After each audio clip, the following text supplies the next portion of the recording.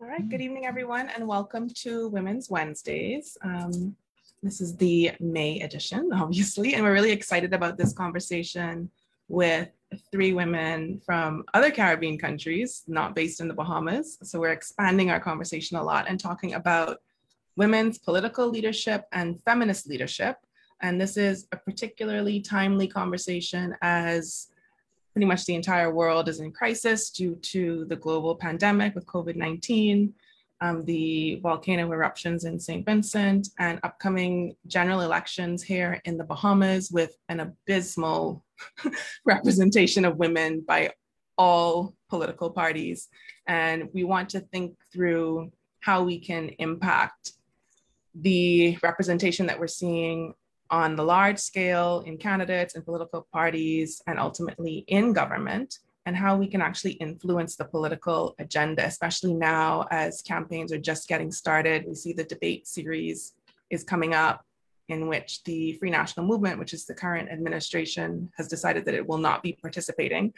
So, how do we come together as a constituency and determine our priorities, our priority areas, and how do we push the agenda forward for women's rights, for human rights more broadly. So we have with us three amazing women. We have Judith Alpuche from Belize. We have Fleur Quammie from St. Vincent and the Grenadines. And we have Sharie de Castro from the British Virgin Islands. So at this point, I'm going to ask all of you in that order to introduce yourself, tell us a little bit about you, about your background, and what's important for us to know about you in the context of this conversation. So we're starting with Judith. Hi, thank you so much. Good evening. I'm so pleased to be here with you all. As I said, my name is Judith Alpuche. I've been working for the past 25 years or so, kind of giving away my age, in the social sector in Belize. I'm working on women's rights and children's rights and those intersectionalities there. Working on gender equity and equality issues. Been very instrumental in advocating for pieces of legislation that advance women's and children's rights in Belize. Everything from child maintenance to civil protections for children to domestic violence, and the like. Also, in terms of ensuring the passage of our, the last edition of our national gender-based strategy and action plan and our national gender policy, which was super controversial because it dared to talk about equal protections for people from the LGBT community, that Belize is a diverse country and that every human being within our confines have a right to be protected. Most recently, I've been working also on the Equal Opportunities Bill in Belize. That is anti-discrimination as well, and that was a very hot topic because again, it dared to, and I say that quite sarcastically, seek protection for all persons, including people within the LGBT community. So I'm a member also. We recently founded a chapter of CWIL in Belize because we are looking at the whole issue of, and constantly looking at the issue of women's political participation at all levels. So just in a nutshell, some of the things that I think are more pertinent to our discussion.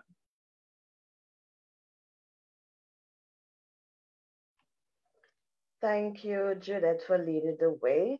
And good evening to our viewers on Equality Bahamas. I bring you greetings from St. Vincent and the Grenadines. We are going through a period of crisis right now, but I know that we are resilient and we would come back even stronger than ever. As the host would have mentioned, my name is Fleur Quammie. I am currently the Senior Assistant Secretary in acting capacity within the Ministry of National Mobilization, Social Development, the Family, Gender Affairs, Youth, Housing, and Informal Human Settlement. And it's a privilege to be in this capacity. It was quite shocking, really. But I can say that I came to the ranks of the public service in 2000. So this year is 21 years in the public sector. I came in as a clerk typist, and I would have moved my way up through to senior clerk. I then became assigned to the monitoring evaluation unit within the Ministry of National Mobilization. Then I went to the Gender Affairs Division or the Gender Bureau as the assistant coordinator. And in 2018, I was acting coordinator. In 2019, I was confirmed in that position. And on March 25th, I was appointed as the Senior Assistant Secretary in the said ministry in acting capacity. However, I still hold the substantive post of coordinating Gender Affairs Division. So my journey to this whole aspect of gender equality, it spanned from ever since. So from ever since I was a small young girl, being socialized by and groomed by a grandmother, you know, who was very strong-willed and so forth. And she would have hammered certain things in my head and so on, just to be strong and, you know, don't let anybody turn you around and make you into a fool, basically. And with the experience and exposure, especially in 2013, when I did a certificate program in gender and development studies at the UWI Cave campus, it, you know, it opened my eyes more as it relates to gender and development and advocacy and so forth. And from that point of view, I then became an advocate, basically. From a baby advocate to now, who's full-fledged. You can't say anything about women, even men, without me making any remarks, basically. So, in a nutshell, that's who I am. I am a mother. People don't know that I have two grown men, basically, 22 and 19 years old. They still think I'm in my 20s, but I probably am drinking from the fountain of youth. But I'm happy to be here this evening to join in this forum.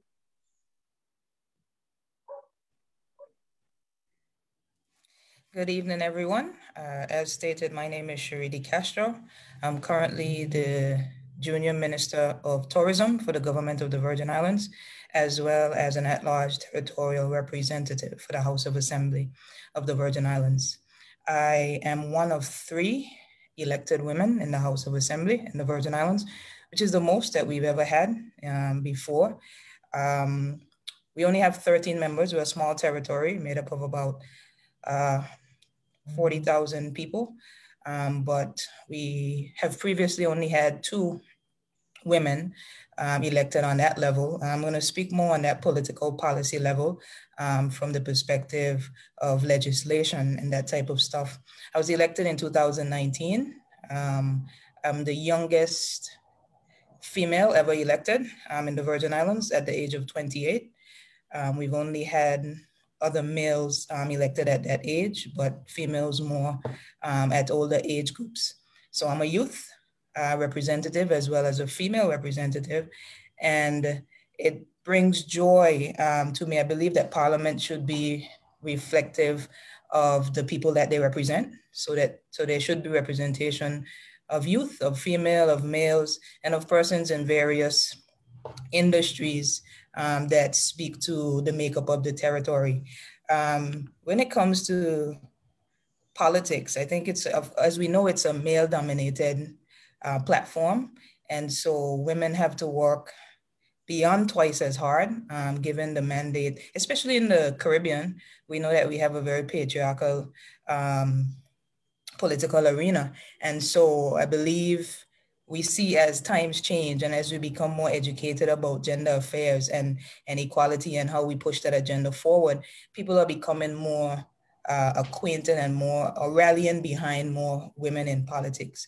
We actually just also last year appointed the second female attorney general, local attorney general in the history of the Virgin Islands. And so now there's actually 4 women in the House, which is the most ever, 3 elected and 1 appointed.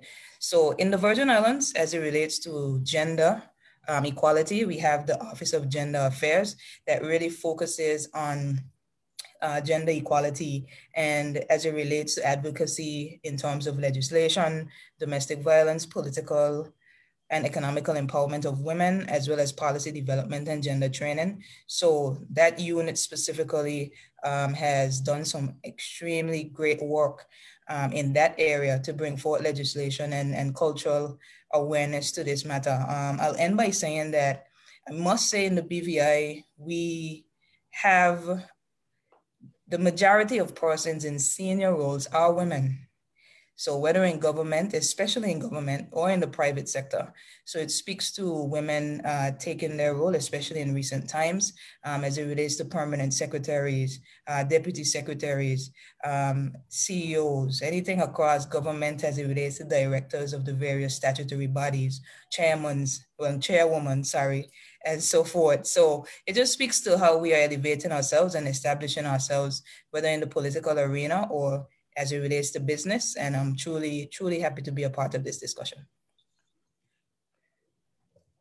Thank you all so much for giving us a really great introduction to who you are, what you do, what you have done. And I think it gives everybody here a good sense of what brought you here to this conversation. And just as a reminder for folks who are joining us, I know most of you are regulars. You already know that this is a safe space that prioritizes and centers women. So no misogyny, no racism, transphobia, homophobia, xenophobia, none of that will be tolerated here. There are no warnings. Be respectful at all times. Anytime that any of those isms come up, you will be immediately removed and not have the opportunity to return. So please be motivated to be respectful to everyone in your conversations. Of course, this is a space that we are okay with disagreement. We welcome challenges and comments and questions, of course, but always in a respectful manner, and making sure that we're thinking about the fact that the opposition to rights in general are systems. So we can attack systems, but we're not going to attack people here. So just as a reminder for everybody. So a question for all of our guests today. We've talked, well, a little bit earlier, we talked about the state of crisis, right? All of our countries are experiencing the COVID-19 pandemic to varying degrees. We're all small island developing states, or big ocean states, as some people like to call us. And then we are also experiencing other things, like the Bahamas is still trying to recover from Hurricane Dorian from 2019, and we're entering into another hurricane season. St. Vincent is still dealing with the eruptions of La Soufrière. And it's really interesting that in the last few months, or maybe the last few years, there's been a lot of conversation about women's leadership, and in particular, women's political leadership. And these conversations are being started by international non-governmental organizations. You're hearing states talk about it. We're hearing United Nations agencies talking about it.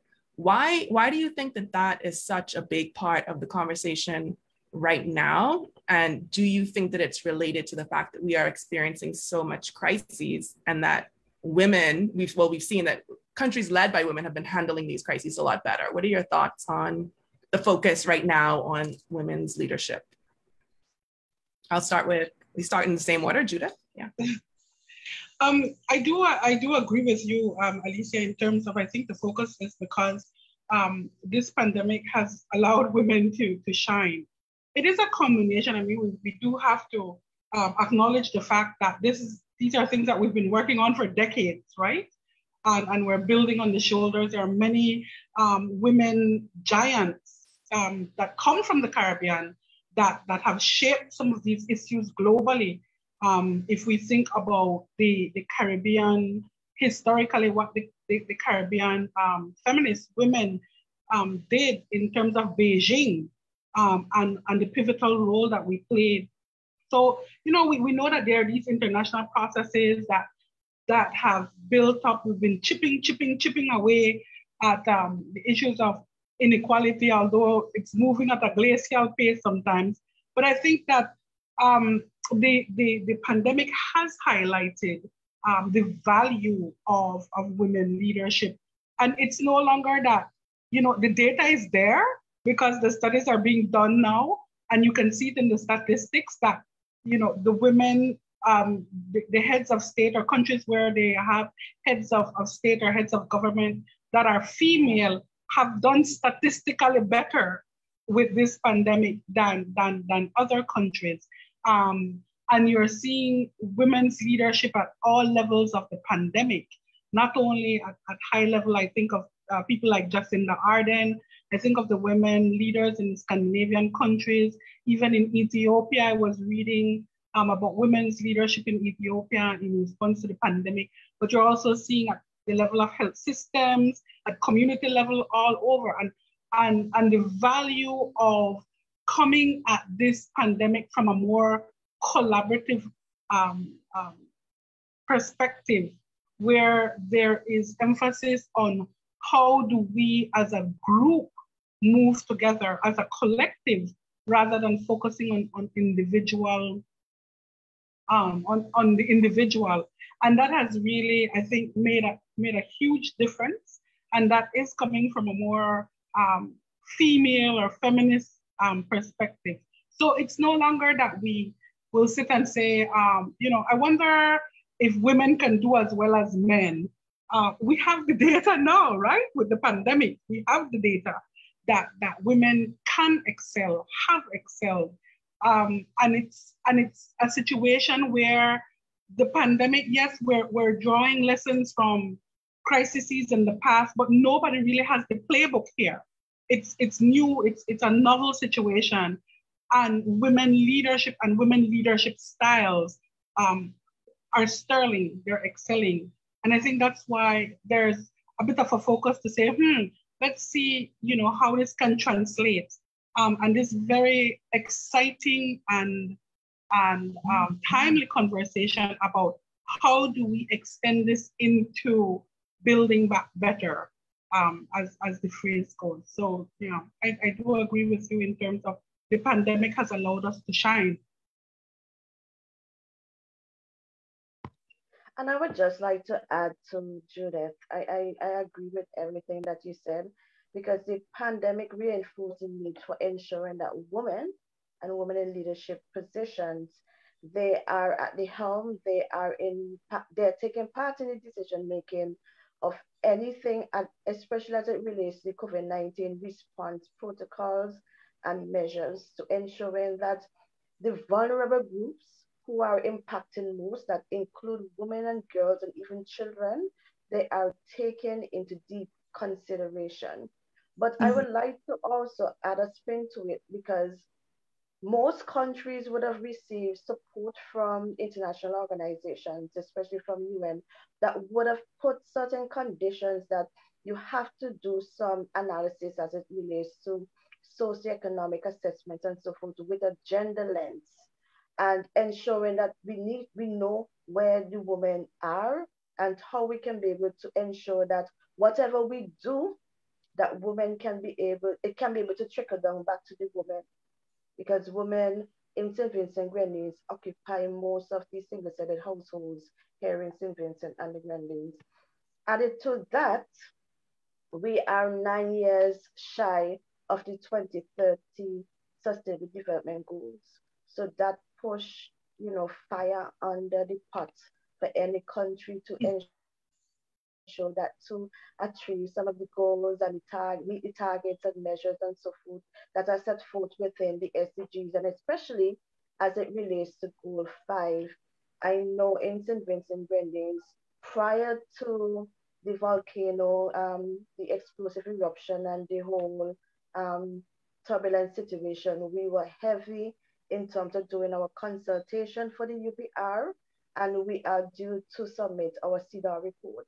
So in essence, and even in 2019, we were preparing our 25th Beijing Platform for Action report and so on, to see the progress made since the declaration and the signing of the platform, and where we can be able to constructively see where the gaps are and find ways to counter them. So that's why for me in St. Vincent Grenadines and the way I look at it, these sort of international external measures help to put the focus more on women's leadership and participation in decision making.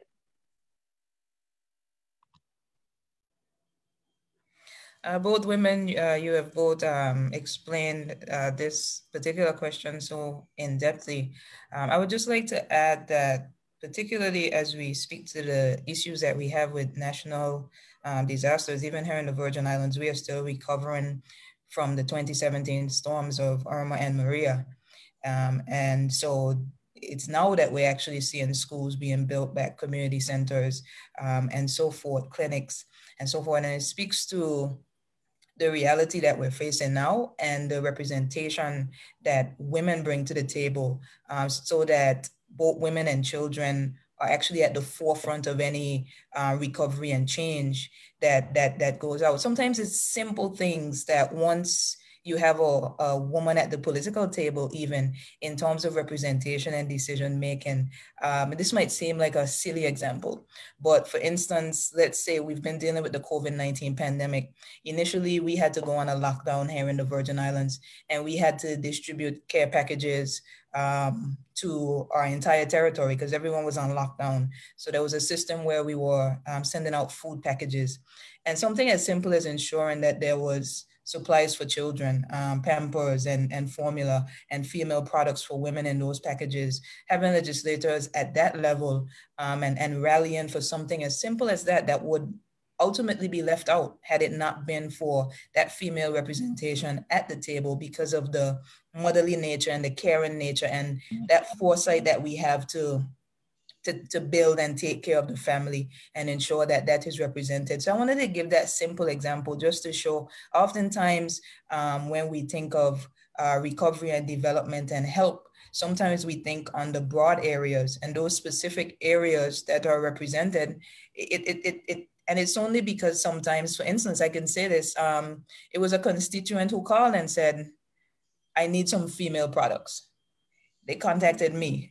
Just being a female representative, they were able to do that. And we were able to then change our approach and ensure that these various things went to people. But had I not been there, the comfort level potentially being on lockdown, not being able to leave the house, for someone to actually be able to reach out and say, Honorable De Castro, I need this. And for me, that was a powerful moment, as simple as it seems, because it reminded me of why I sit in the seat and why we ought to ensure that we take a very broad approach in terms of ensuring that we dot our I's and cross our T's and ensure that everyone is represented, especially in times of crisis.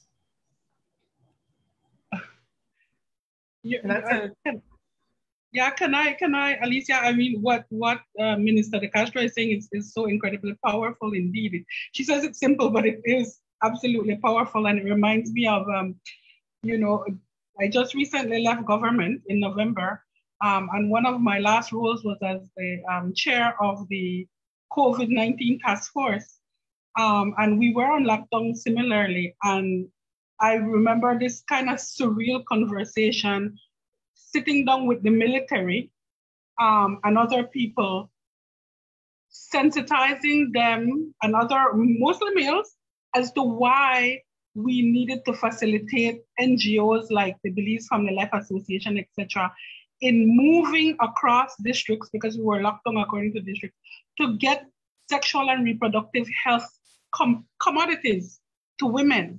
And they, it took a lot of discussion and a lot of sensitization for them to understand that this is so critical. And the whole dimension of, the vulnerability of women in situations like that in terms of gender-based violence and a whole, and how it's compounded if they're unable to get their SNRH information and commodities. So, and that was because there were women at the table. So it just really punctuates in so many ways what she's saying, the importance of women being at the table. Definitely. I thought it was a great example as well, because I think we often think about representation as having somebody who looks like you know, and having yourself reflected in a particular body, and, you know, letting little girls know that they can aspire to these positions as women. And that's only one part of it. The other part of it is that you have people who are in parliament or on these different bodies and task force that are familiar with the conditions that you live under, with your real life experiences, and making it possible for your needs to be met without you constantly having to advocate for yourself and make specific requests, right? So you want somebody who speaks your language. You want someone who knows about your menstrual hygiene needs and the different options that are out there. So, you know, everybody doesn't want pads. Some people want tampons. You know, sometimes you have these brilliant ideas of reusable items, but if people are in shelters, is reusable really the best way to go? You know, being able to think through all of those things because we have those experiences. And I think it's really interesting the way that we approached the pandemic as well. It only after a while, you know, it took a little while for people to realize that COVID-19 is affecting people differently, and that includes people of different genders. So one of the things that I'm going to plug now, I'm going to put it in the chat, is a set of policy recommendations that were put together by the Feminist Alliance for Rights, which I sit on the steering committee. Before lockdowns happened, we said, look, there are probably going to be lockdowns, there are probably going to be curfews, governments are going to be taking some pretty drastic actions. How is this going to affect women in particular? And what can we do to encourage governments to ensure that these restrictions don't restrict women from getting access to the services that they need? So how is this going to impact people who are experiencing domestic violence, for example? And we were able to put that together in a statement. And that meant that advocates on the ground in different countries, different organizations were able to use that to lobby governments to ensure that they were going to meet specific needs that already existed, as well as not exacerbating, you know, as far as possible, those needs, or creating new needs, creating new crises for women. And you know, that goes to the importance of, again, representation. So Sharie, it would be great to hear from you as a young person, as a woman in government. Were there any barriers that you had to overcome? And was there anything in particular that created a more enabling environment for you to be able to participate in this way? Like, what was your campaign like? What kind of support did you receive if you ran with a party, your community? What did that look like for you? Okay, so I actually first ran for politics in 2015, so the previous election. I don't like to use the word unsuccessful, because I honestly, even though I lost the election, I didn't feel like I lost. I actually came up against stalwart politicians, and we have an at-large system, so I ran at large. And which means that the entire territory votes for me. So I didn't run in this particular district. The entire voting population for all 9 districts would have voted for me. And so at that point, I was 25. I came in 7th overall. So the top 4 is who was elected. So I didn't win at that point. I ran again in 2019, same party, the Virgin Islands Party. And I actually got the most votes in the territory. So I moved from 7th place to 1st place. And I believe it was because of the different approach. My campaign slogan was, do your part. And it came from, I'm a poet by passion, an educator by training, specifically English. So I absolutely love poetry and metaphors, and trying to see how best I could use illustrations to help persons to understand exactly, you know, how things can be become important to them. So my campaign slogan was "Do your part," and I played on I used the metaphor, the puzzle, and I tried to explain to everybody that we're all piece of the puzzle. My piece is no bigger than your piece. If my part is not there, then the puzzle isn't complete. So it speaks on this collaborative effort and the reality that youth have to be represented, the reality that females have to be represented, and how do we construct this puzzle or this big picture as it relates to the Virgin Islands that we want to see. And it speaks to everybody inclusively doing their part. And what does that look like? Just having that representation on the legislative side speaks to the reality, as simple as it seems, of young people seeing someone that looks like them. that has a seat at the decision-making table. And I believe the cry for youth and women this election cycle was, I mean, extreme. We had the most women that ever ran for political office, and in this past election. And like I said, 3 were successful. And it just, to me, speaks to the reality, I believe, that people are becoming more acquainted with and familiarized with our role and how we can do our part. And we recently in the Virgin Islands celebrated 70 years since our legislature was put in place as it relates to local government. And I remember as I did my research, because we did a special sit-in to commemorate it, and we had to do some research and do a contribution to the debate. And it was at that point that I learned about Miss Millicent Morsa. And I have to call her name. I believe in saying their names, because in 1971, she was the first woman to ever run for elected office in the Virgin Islands. And she didn't win. But of course, at that point, it was unknown and unheard of. And she faced extreme ridicule, was ostracized from her community. But if there wasn't a Millicent Morsa, there wouldn't be a Sharie de Castro. And so I celebrate her because back in 1971, I wasn't even thought of. I was born in 1990. And so it speaks to our ability to understand that sometimes winning isn't it alone. Sometimes it's just entering the race and the impact that you make just by being present, and what that means in its totality for generations to come. So I see my ability and the people's trust in me this time around as simply a stepping stone and a catalyst for years to come, to see how my opportunity to be elected to Parliament helps to provoke a different type of change. Since I'm the youngest person to be elected, well, youngest female, our current premier, he's 28 years. He was first elected when he was 28. And he's now the premier of the Virgin Islands 20 something years later. And so it just speaks to the reality that we've been acclimatized to male representation, but we had not been completely susceptible and understanding. We believe that the woman's role is in the home, and that yes, she does have a career, but is it at the decision-making table? No. So I believe we had to do a lot of educational campaigns, a lot of physical interactions, a lot of grassroots stuff politically, to really get people to start thinking differently as it relates to representation. And I believe because we have a larger youth voting bloc, this time around, we were able to see that representation of female and women like never before.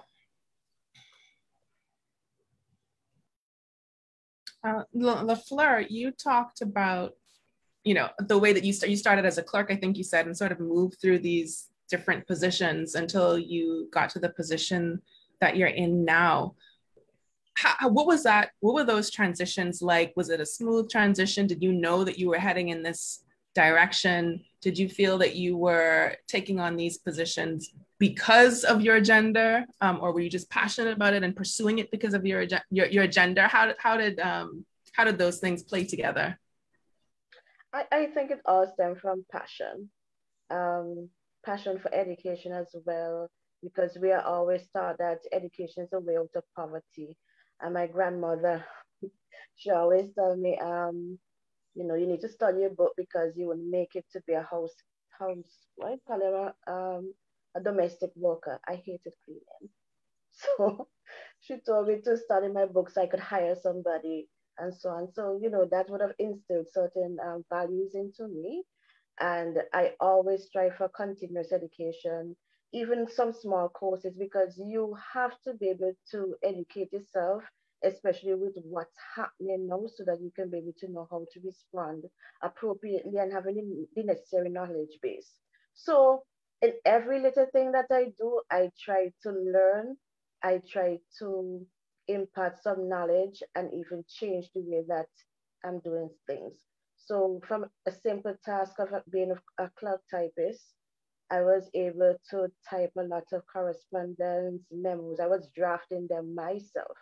It helped me in my career, in my position right now, where I have to be responding to correspondence that comes in. You know, the PS would just give a direction as to, oh, do a cabinet memo and so on.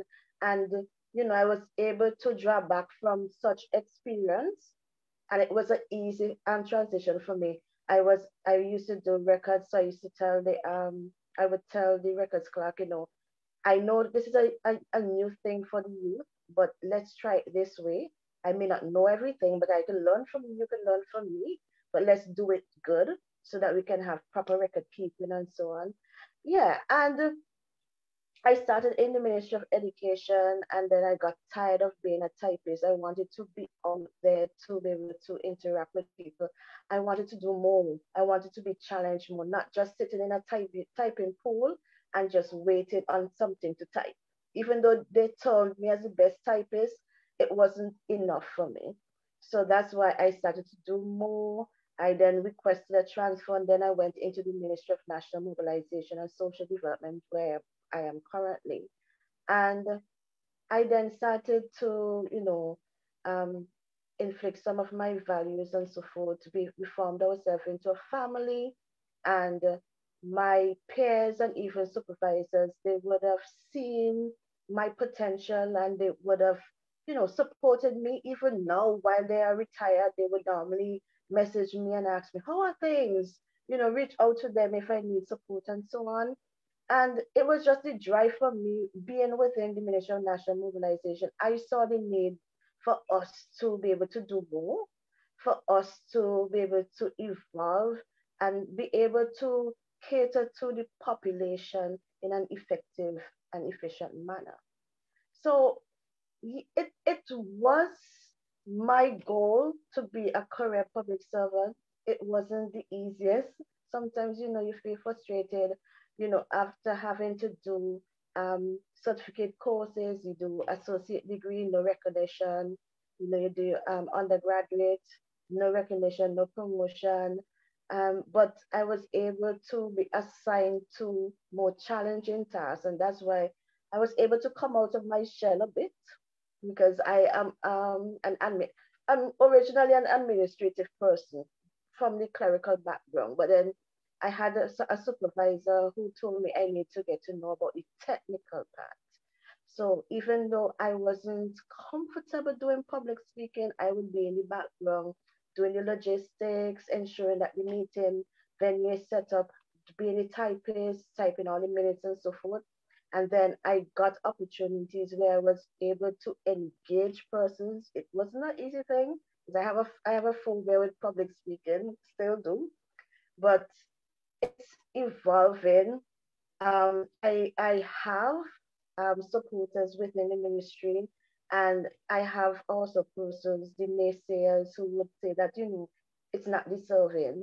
And it sometimes it's disappointing because as a woman, why should I have to give a rationale of why I deserve something when I would have had the requisite um, knowledge, experience, exposure, qualifications, and so forth. So that's the downfall.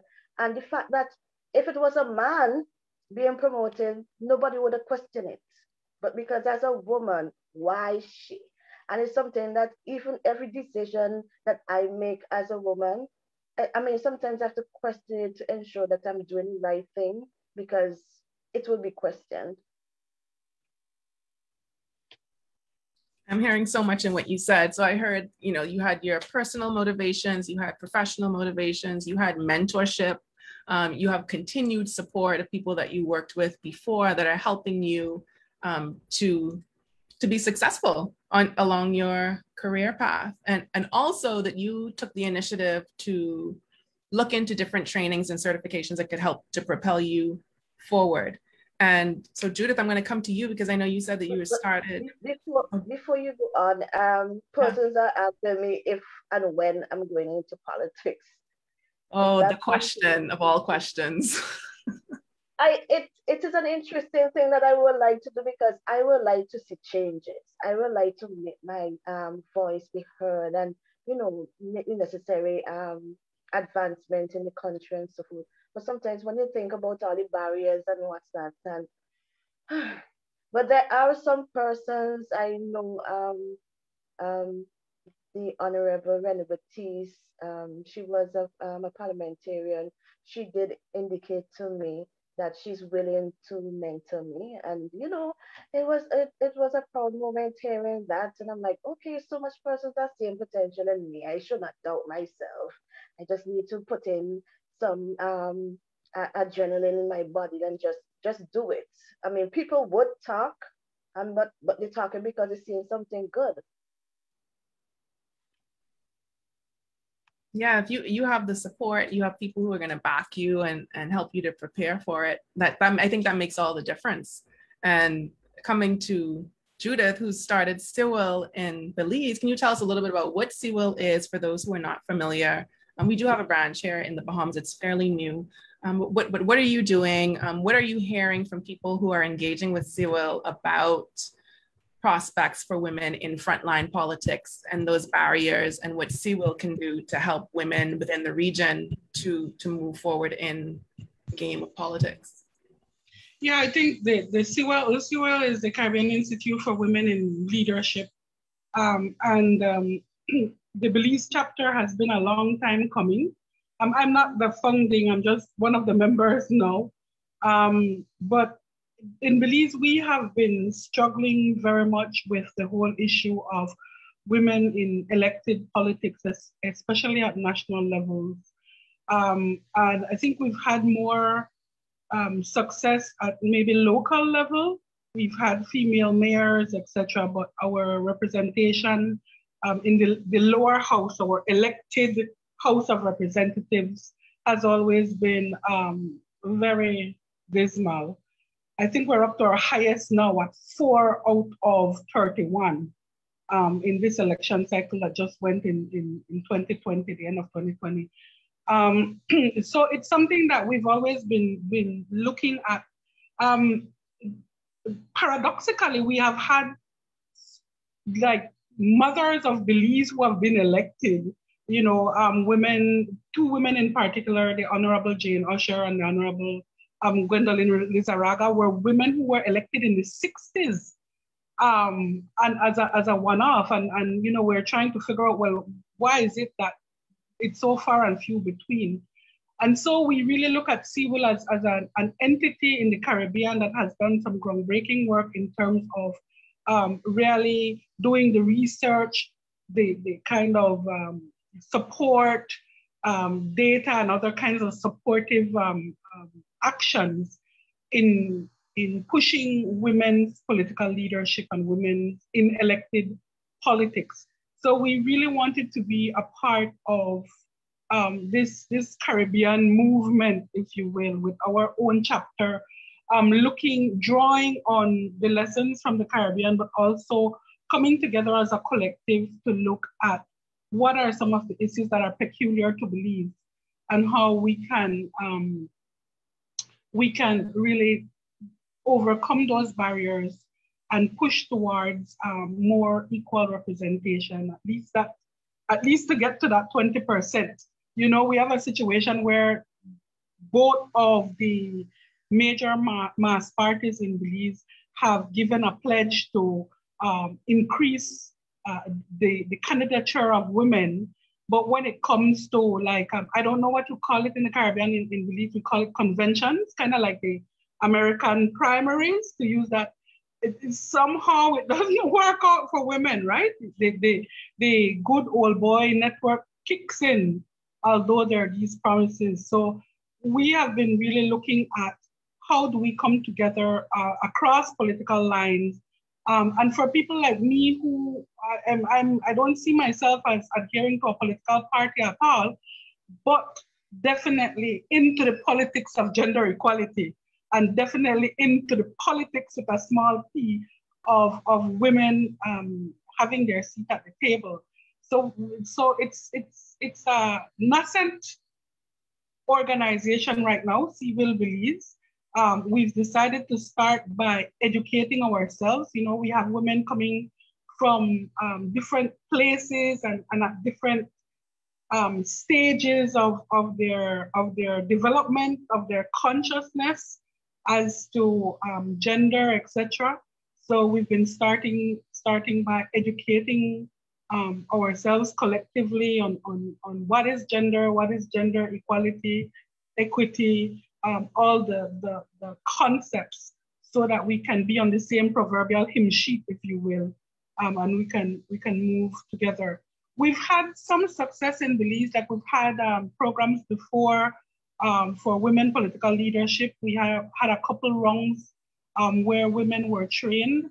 And I'm kind of there's value in that, but in the back of my head, I always think about how come men are trained to be politicians, but women feel that they need to be trained. Not to dispel. Don't get me wrong. I'm not dispelling the value of it. I think there's value in programs like that. But it's women come up with it. It's the men don't feel like they need it at all. So we've had some success from that. We have had women who have gone through those programs that have gone into politics and been successful. Two of the elected officials right now have gone through. Right now in Belize too, where there's a lot of hope because we have a woman Speaker of the House. We have a woman President of the Senate, of the upper house. And we just recently got a woman head of state. Our new Governor General is a woman and an indigenous woman at that. So fairly young woman also that is coming into the post after the retirement of Sir Colville Young, a man who held the post for 30 years. So I think that, there's quite a bit in terms of some good pieces for Belize. And so as CWIL, we're hoping to be able to capitalize on that, use it as an impetus to push to the other level. And a question for all of you, from where you sit in your various locations and proximity to governance and governments, what do we need to do as members of the electorate, as people in general? What do we need to do to create the impetus for people in positions of power to create the substantive change that's necessary to create a more enabling environment for women to participate in politics? Not just participate, but to be, for example, if they're under a political party, being run in winnable seats and not just making up numbers on the slates. What can the electorate do to influence those people who are making those decisions? We can start with Fleur this time. I'm thinking because sometimes society itself put up the main barrier. You understand me? So the entrenched patriarchy and a male-dominated culture makes it so difficult for women to advance politically and in leadership roles. I know in St. Vincent and Grenadines, I'm not sure as to across the region and so forth. And although I know from the last election last year, attempts were made to ensure that women were represented in the elections, the general elections. The electorate didn't choose anyone. You understand me? So it all stems from socialization and in breaking the gender stereotype as it relates to what we expect from women and girls, so that, especially in the education sector, women can be able to take up positions or educational courses where they can be able to advance in finance or engineering and so forth. So even if they are successful in elections, they can take up leadership in a Ministry of Transport and Work or engineering and so forth, instead of being pushed into education or social development, because those are the two main areas in how we put females who are in parliament and government, basically. So, and it also, we just need to be supportive of each other, especially women. We are our greatest critics, basically. And as I mentioned before, we have to be able to tell a little girl that she can grow up to be the next prime minister. You don't even have to say female prime minister, the prime minister or the governor general. So it's socialization, it's breaking the gender stereotypes, is just we supporting we, basically.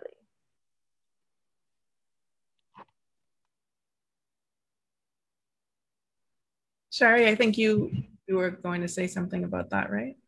Yes, most definitely. You had some salient points just now, and speaking from experience, and just being in rooms filled with women who've been elected from across the Commonwealth. In 2019, I attended the Commonwealth Parliamentary Association International Conference in Uganda, and we had a women's caucus where we had women from across the Commonwealth. And I was one of the speakers there. And one of the main things I said to them is that we have to tell our story. As women, we don't tell our story. And oftentimes, because of how we are made up, we connect based on conversation and dialogue. And people feel they can walk the path if they understand what it's been like. Because oftentimes we think we're alone in our experiences. And it's only through dialogue and conversation that we realize that's not the case at all. And so the truth is, in some instances, women do cause a lot of hindrances for each other. But I believe it's because we're not being transparent and honest in terms of our experiences and allowing those experiences collectively to become the catalyst for change. I want to segue even into what Fleur was just saying as it relates to women in specific roles based on expectation, I would say. Now, for me personally, I mean, education is my professional study. So I would love to one day become the Minister of Education. But I got what you were saying as it relates to the stereotypical idea that that is where we fit. And I believe it's breeded and birthed to our education system, even here in the Virgin Islands, because we are told that we have to fit into specific career paths just because of our gender. And I believe that is what has stymied our progress in terms of us being able to understand and create influence and impact in specific industries. For instance, when I went to school, the intelligent children had to go into sciences and the arts. So you became the lawyers, the doctors, financial services.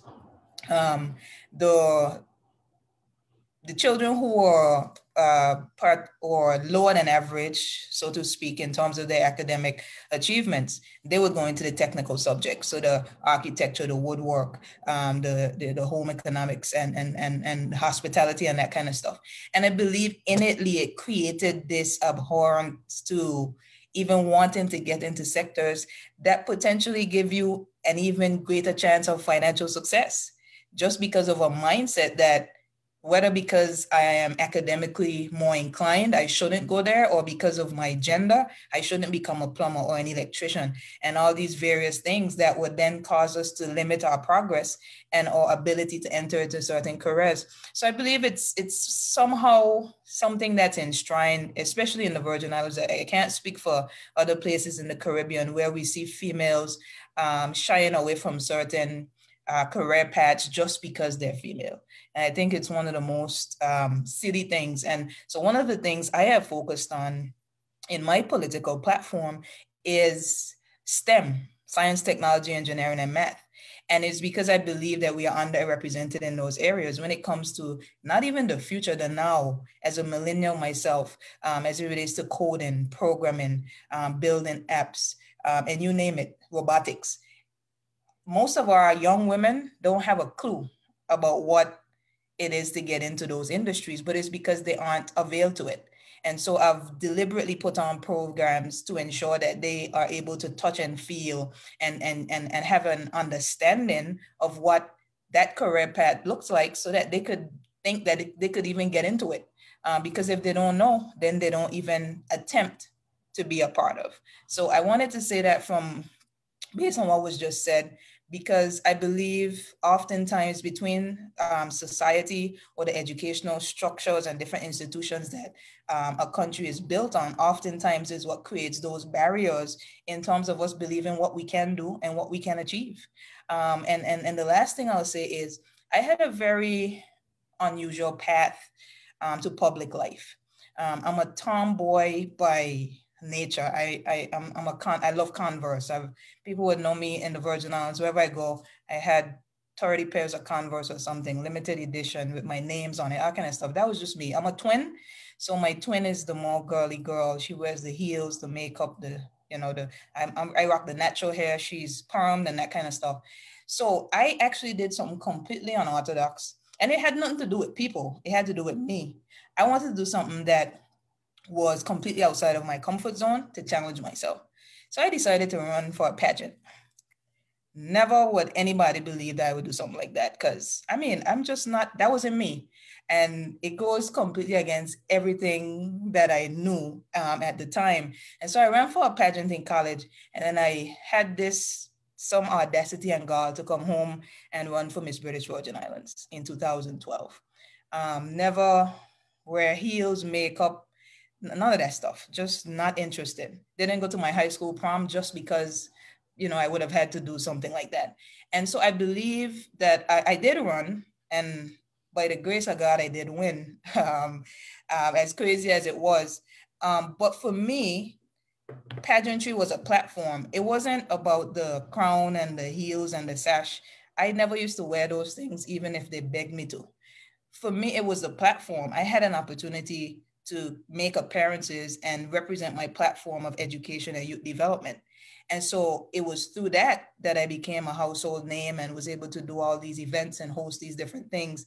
And I believe it, as unorthodox and as crazy as that is what propelled me into politics, because I had already had that platform of youth development and education. So I wanted to also say that sometimes you don't go through the regular way of maybe studying political science and all these different things to get into politics. Sometimes it's just, if you're passionate about something and you create some organization, or you use some platform to get your message out there and to get people to buy into what it is you're trying to do, it is then that you're able to create this change and to create this conversation that propels forward into you ultimately being able to create impact. So I wanted to highlight that, because I don't think there's this set way that you create impact and change as a woman. For sure, I don't believe most people would think pageantry is definitely not the way as a feminist. Why pageantry? But for me, it was a means by which I came out of my shell and completely did things that I didn't even believe I could do. And that is what propelled me into purpose. I'm so glad you mentioned that, because I was trying to remember what year you got into politics. So I was doing my Googles, and I found a clip of you in that pageant, and I was like, is this the same Sharie? And I couldn't be sure. And I checked like the spelling of the name, and I matched it up, and I was like, I think this is her. Yeah, crazy enough, I actually went to Miss Universe in 2013 in Russia. So it's just crazy, but it is through that arena and that platform that I believe I was able to build my name in the community and be able to make different connections and collaborations and networks that ultimately propelled my ability to be elected to Parliament.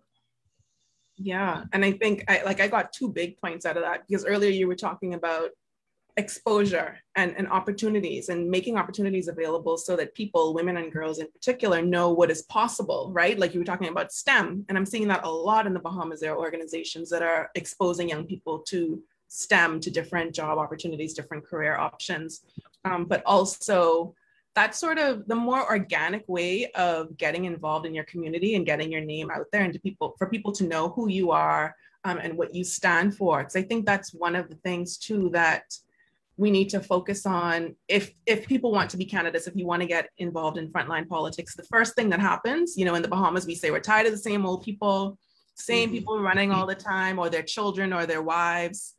We want new people. And then new people come in and we say, well, who is that? I never heard of this person in my life. Why would I vote for them?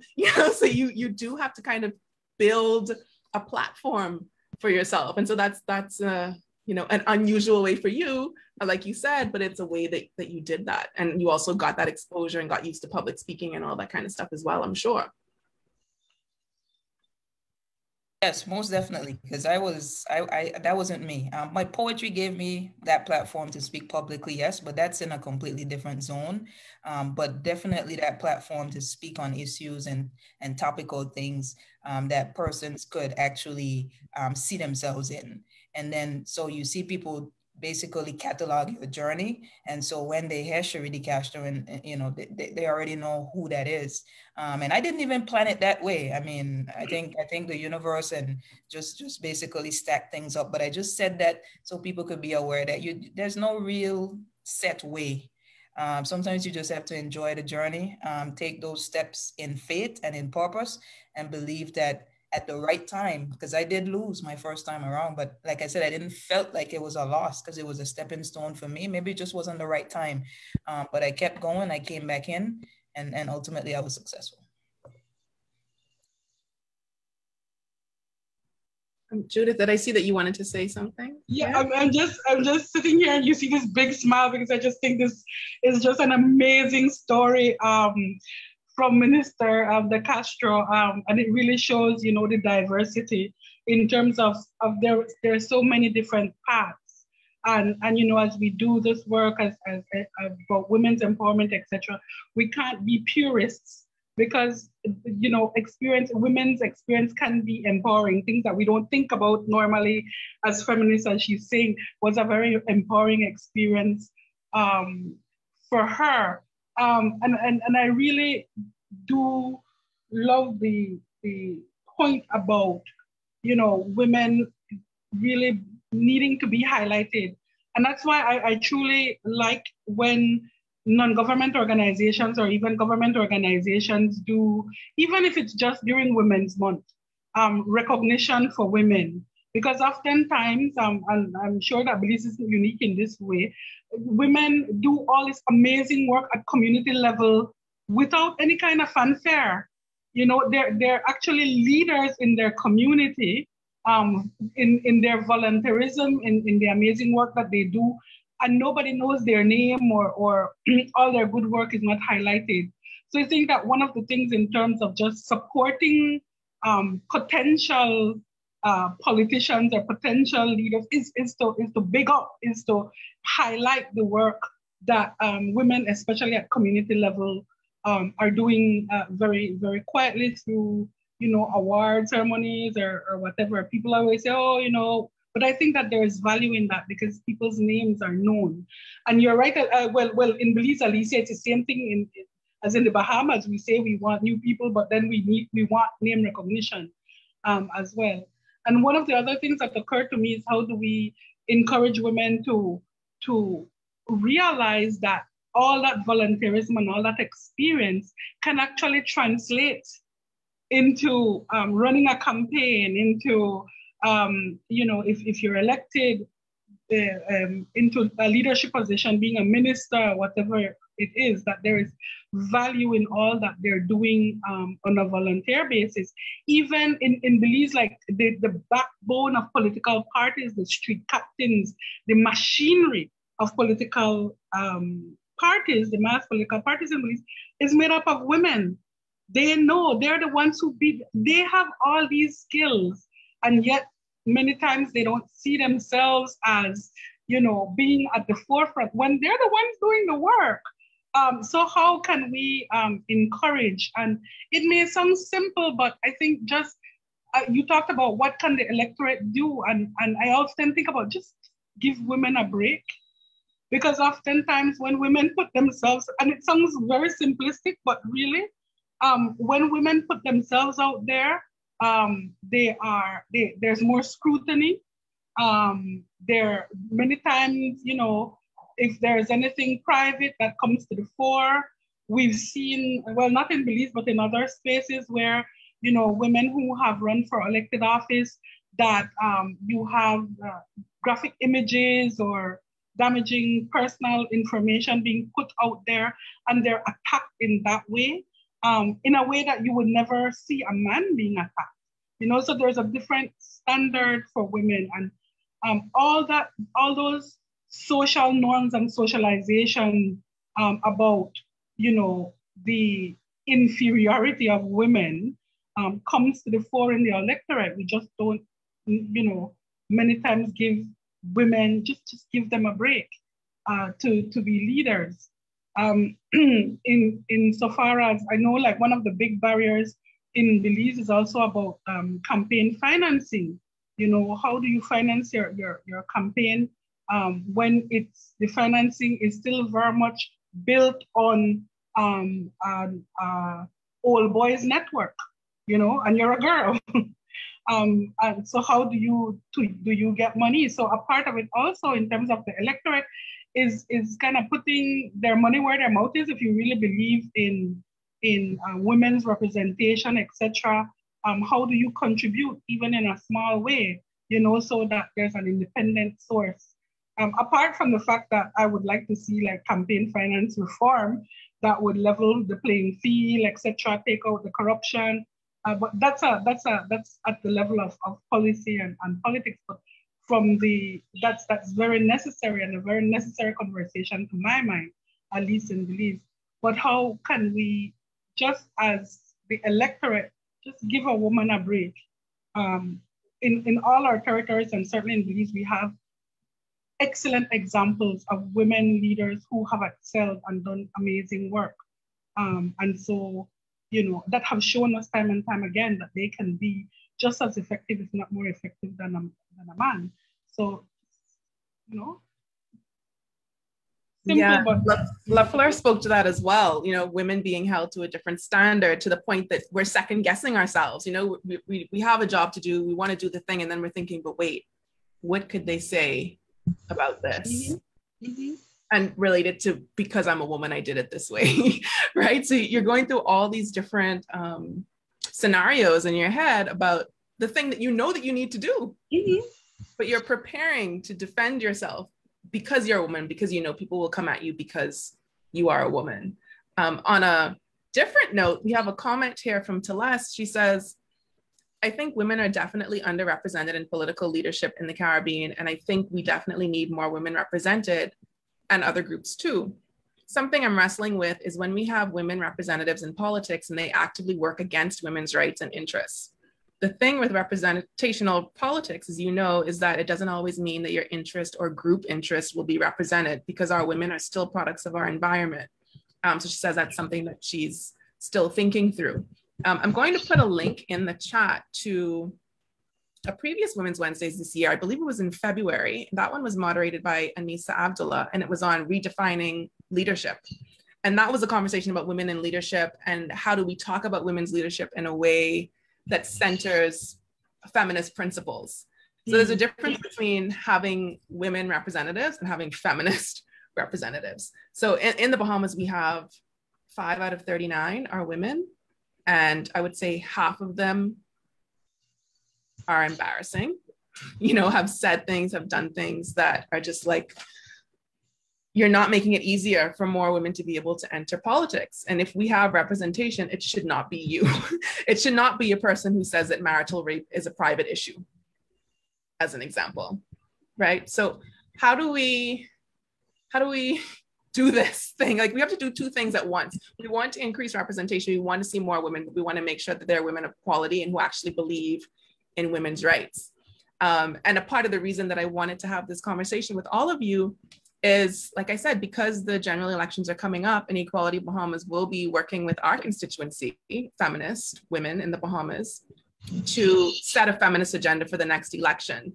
Because we know that every party comes with their little booklets on the things that they want to do, and they're usually nothing to do with what we want. They're usually the key things: youth, jobs, right? Crime down. But it's time for us to make our own demands and say what we expect and bring them up to our standards, right? It's time for you to meet our standards, not us choose between your lousy plans or promises. So, in the process of that, and as we move into the exercise over the coming weeks where we build this agenda together, which Equality Bahamas will be facilitating, what are your ideas about how we sort of vet women? Because like you said, Judith, women need a break. We don't want to give women candidates a hard time, but also how do we make sure that we're on the same team? Oh, that's a very loaded question. Alicia, I have to confess, I'm glad you're making the points that you made and the comment, because I'm a bit ambivalent about political quotas for the same reason. So I'm of two minds, because I also think that for the same reason you don't want tokenism, right? And oftentimes when you have these quotas to fill, then the men kind of, and we've seen this in other countries that are lauded for their quotas and their representation. But when you dig a little deeper, you realize that there's a lot of tokenism that happens, that the men stuck, the men that are in control of the parties stuck in the women that are more compliant, etc., and so forth. So it's just tokenism. And I think it goes back to what you're saying, you know, how do you make sure that the proper women? A part of it, I think, is also, I can understand, and this is my ambivalence, because I can understand the need for quota and the need for that critical mass, because I think a lot of times when you have so few women that they're pushed to that edge to kind of abandon more their instincts, which would be the more feminist principles, no? It becomes an issue of political survival. You know, you have to kind of posture a bit more like the man. You can't be seen as, you know, and I know they're very strong women, and clearly the good minister that's with us I'm thinking that she's an example of that. But some women feel that they need to, you know, if there was enough critical mass, enough support of other women that would back them up, that it would go another way. And I think that's where my ambivalence comes from the quota, because I see the definite advantage of critical mass and how it would support women and kind of keep women who may be a little more tentative to stick to their principles. And then this whole idea of the tokenism and stacking and the women who don't necessarily advance our cause, no? So, you know, I have no good answers in the end of how do you, but I guess it's a matter of educating, of supporting from the outside, maybe having women who are willing to run know that you know, there are NGOs like Equality Bahamas and other entities that are willing to support them, to help them to develop positions on certain things, because sometimes maybe they need that technical support as well. So maybe from the perspective of women who are aspiring to political leadership, who are willing to work collaboratively in that way. Women who know what they don't know, who, you know, because sometimes some of these things are said just from a lack of information, or they're at a different place. So to my mind, you know, who is willing to be educated, who is willing to work collaboratively, who has, maybe they're not fully polished, but they have some fundamentals that you can help to build and nurture and support, would be what I would say. I think one part of what you said is sticking with me, that critical mass, that idea that when there are more people, women who are in these positions would be more likely to take that position because they have the thinking of all these people, but it still requires like a fundamental belief in rights. Yes. Rights, right? I think that's why, like, the little kernels, the little fundamentals that you can see are necessary so that you can build and educate from there, you know? Yeah. And support. Mm-hmm. Yeah. Fleur and Sharie, do you have anything to add to that? In terms of vetting, I think that we ought to be able to recognize females from the grassroots levels who would be volunteering in their communities and so forth. May not be necessarily for any leadership position, but just that's them. They are the ones who would help to mobilize resources. They are the ones who would make the logistical arrangements in getting people for town hall meetings and so on, because that's influence and that's an avenue you can be able to use. And added to that, because they have that vocation basically, you give them the necessary knowledge, capacity as it relates to the governance structure, leadership, and so forth. So you mold them more so that 5 years coming up for the next election, they will be confident and have the necessary support plus knowledge in terms of how to be able to campaign, and even if they are elected, how they can be able to influence change and participate in the decision making. I agree to some extent that quotas are a necessary evil, basically. Sad to say, I think it don't work. Um, it's in some cases it's just to make up numbers. I would have seen in some cases in cabinet or parliament, um, some of the females represented there, they may not be vocal. And I'm saying that can't be me in there. I mean, my voice must be heard at some point. And for me, even in my spare of work, you know, I think I command a lot of attention because I'm not the brightest. I don't profess to be the brightest and whatsoever. I try to read a lot. And I would ask questions and, I listen, ask questions so that I can have a better understanding. And therefore, you can be able to make suggestions. You understand me? Because you often need to be able to participate in any decision making. So even if you are elected, you should be able to influence some sort of decisions. You should be able to carry a motion to cabinet for approval, then to go to parliament and be able to lay it on the table, basically in parliament and so forth, and debate it confidently. And then people would just be amazed by you and so forth. We are not supposed to be just sitting down and be window dressers. We are definitely not. I can't see myself being that kind of person. Judith said something a while ago, and it dawned on me where she said, why do we have to train women to be leaders?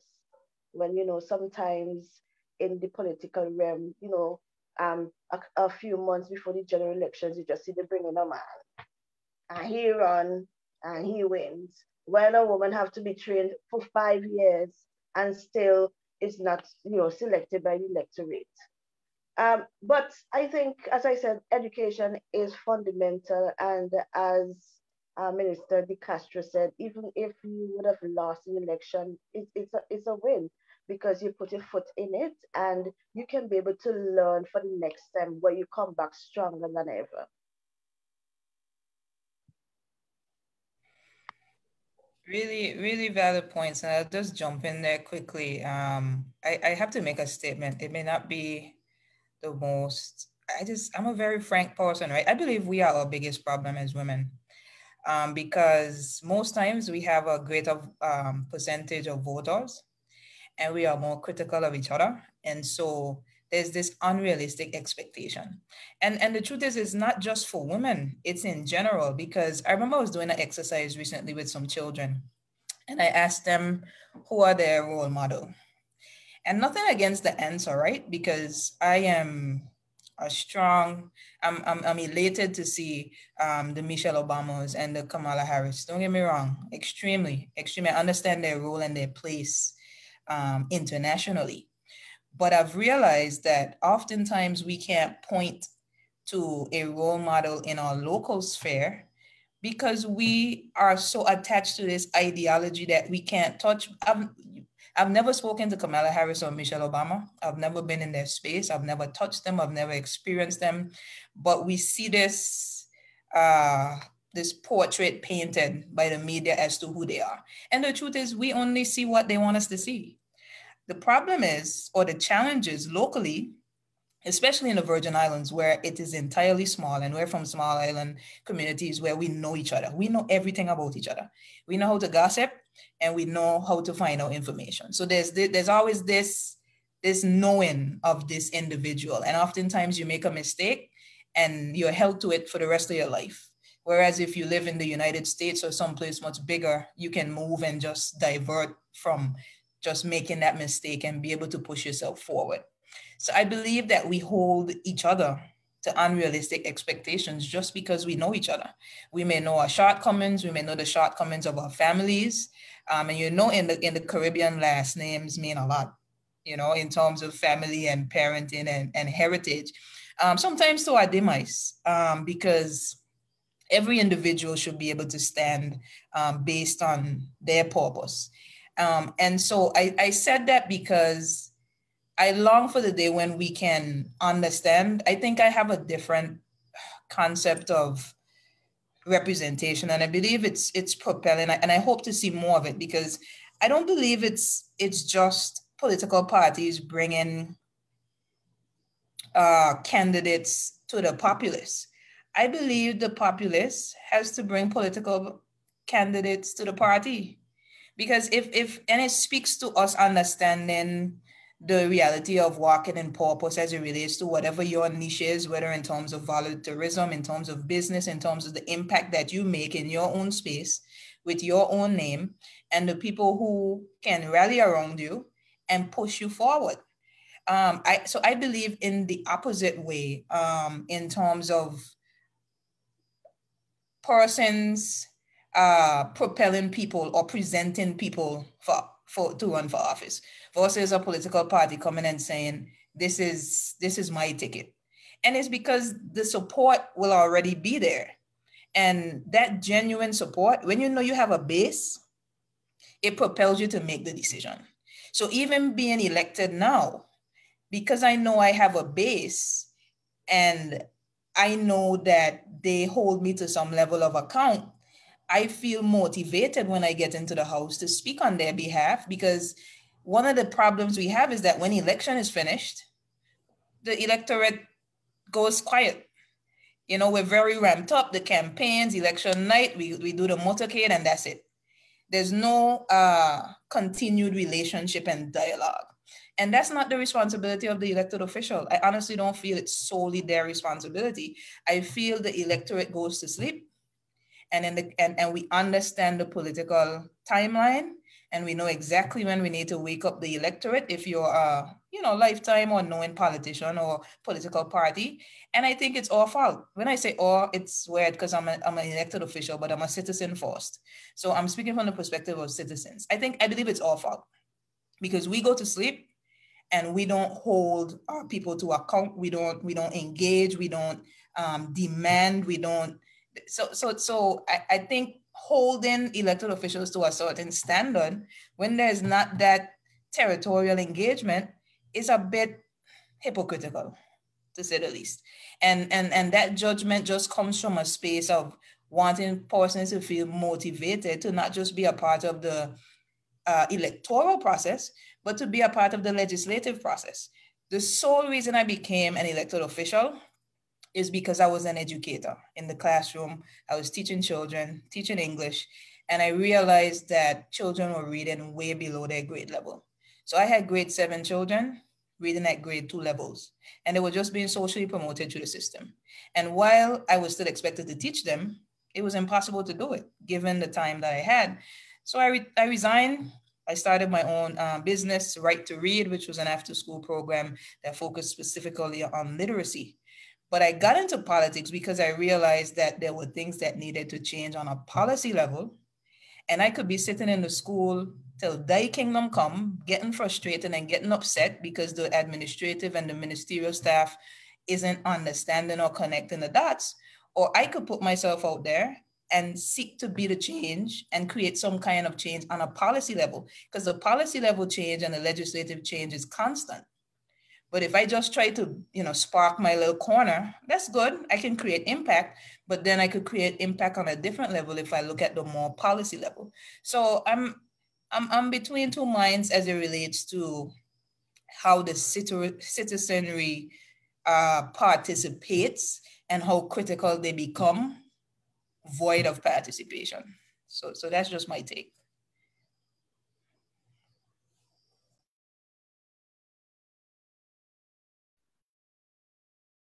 Just a quick reminder to everyone who's joined us, if you have a comment or question, just raise your hand or say in the chat and we can have you unmute so that you can use your own voice and I don't have to read for you.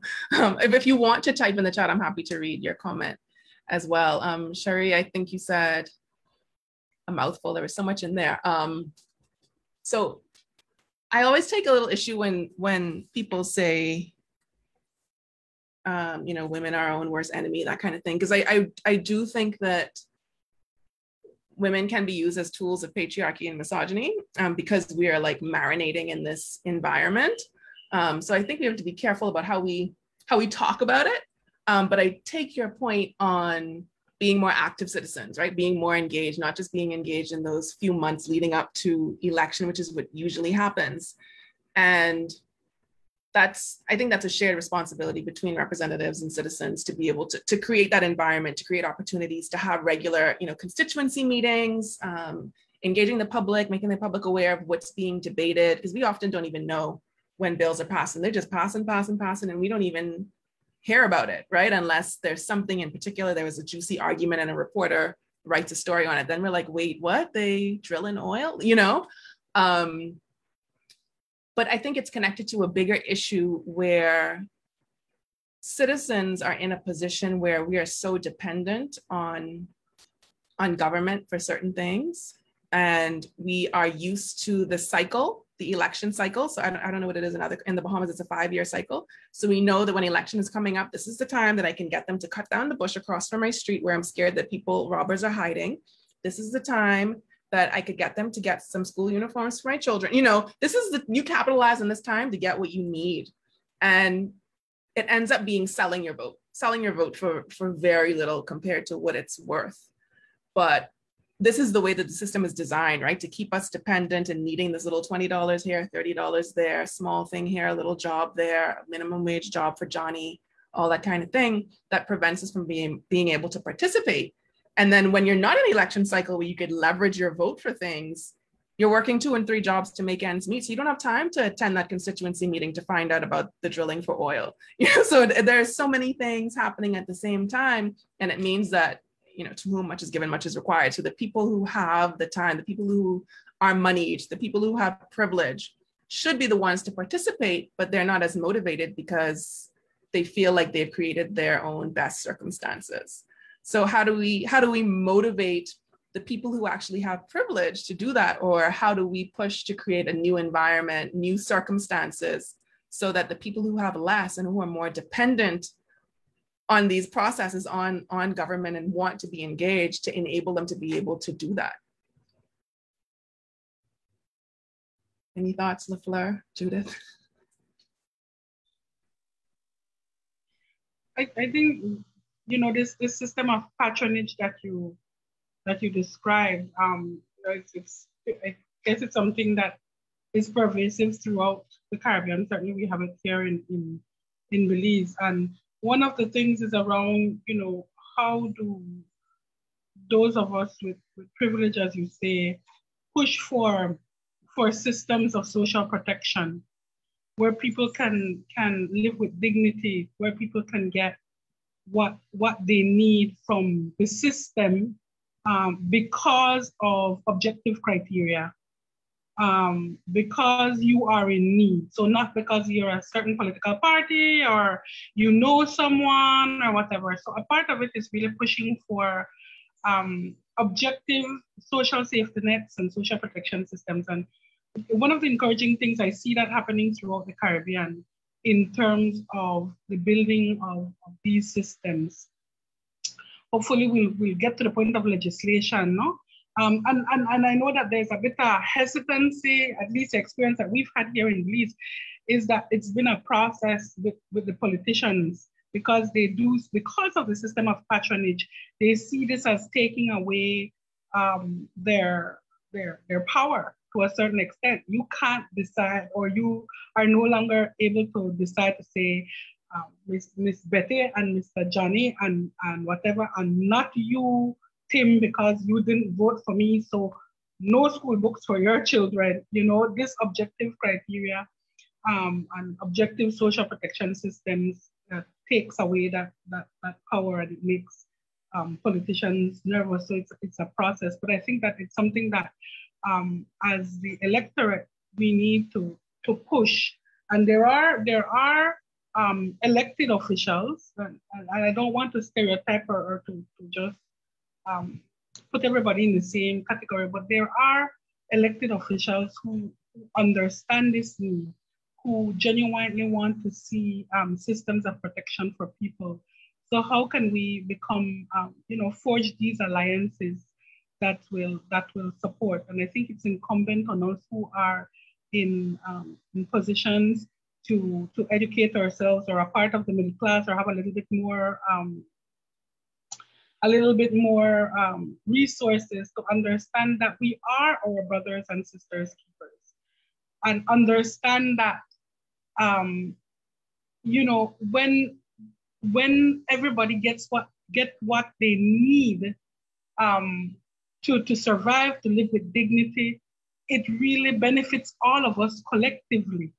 The kind of the tide, that rising tide and the boats issue, that you will have less delinquency, less crime, less what have you, when people have systems that support them, when they can objectively access what they need to be able to care for their children properly, etc. So I think that there's a big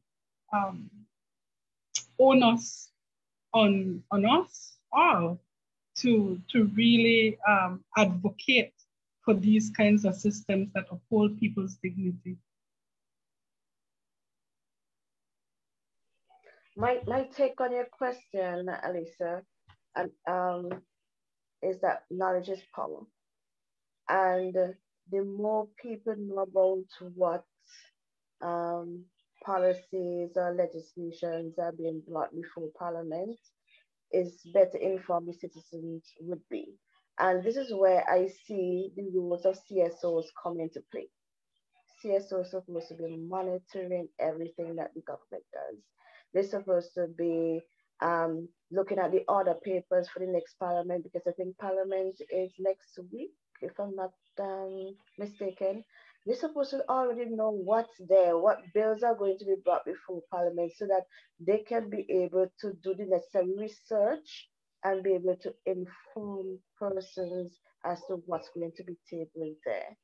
And they are also to look at the gazettes, what legislations have been proclaimed and how it would be able to affect people, the vulnerable persons and so on. So knowledge is power. And we should not wait until after 4 years to then be interested into what is the government doing. It's supposed to be all 5 years.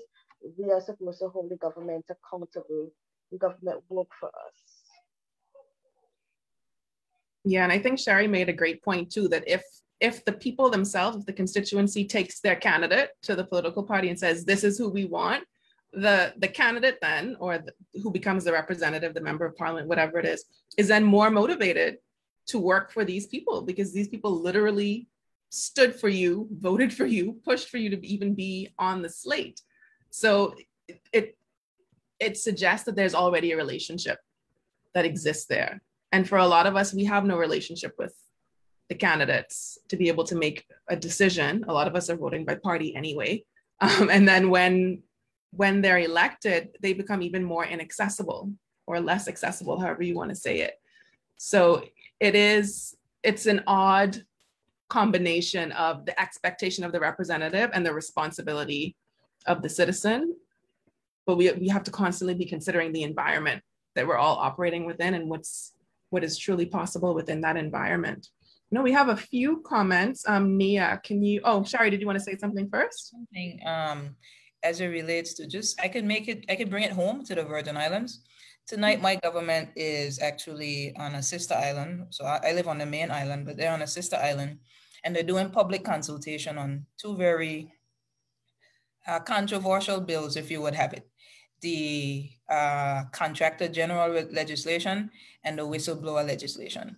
And it speaks to two of the very things that we're talking about. We also, so these will be in the House of Assembly for second and third reading. And so once the first reading is done, we're able to go out, do public consultations. Now, of course, we can't do public consultation on every single bill that passes through, but we try our best, especially the ones that, for instance, we recently, there's been some controversial matter about, for instance, gambling and betting, or medicinal marijuana, or, you know, the integrity in public life. And so especially the politically sensitive legislations like the Contractor General, the whistleblower, the integrity in public life. We campaign on these things, but most times what we've seen is once you get into office, you shelf it because you then put your own self under a microscope and you hold yourself to a higher standard than any other government. And so we've actually taken the initiative. We're 2 years into our government, and we're going into the House very soon to do our second and a third readings on these particular legislations. And I believe it's legislative changes like these that help to make the citizenry more comfortable with the space in which the elected official operates in, because we know that there are legislative guidelines that prohibits and inhibits and allows us to ensure that we are playing on a just field. And it helps us to inform our citizens, because the public consultation, they're able to say, okay, well, this part, they have questions, they would like to see this in the bill and that in the bill. And so we've been doing a series of those, and we continue to do them because we understand that we have to make sure that we make laws. Yes, when we were campaigning, we had a manifesto and we said, these are the things we're going to do. But then when we get to actually doing them, we still have to consult with the public, get their input, so that when we go into the House and we do the second reading and the floor is open for debate, we're able to speak from a more holistic viewpoint where we've actually engaged with the public, and we can then have a dialogue based on their needs and their expectations as it relates to such bills that I believe would change the political course in terms of the future as it relates to the people who actually get into public office, now knowing that there are constraints and that there are legal expectations of you, as well as the electorate in terms of the expectations on them. Because, for instance, you know, one of the legislations, the whistleblower legislation, for instance, you can bring evidence, for example, that states that this public officer or this elected official would have done this illegal act. If you bring it and it's true, there's some level of compensation. But if you bring it and it's false, then there's a fine. And so I believe these guidelines and these structures that are put in place to adhere and to ensure accountability on both the side of the electorate and the elected official helps to make the process a lot more transparent and accountable.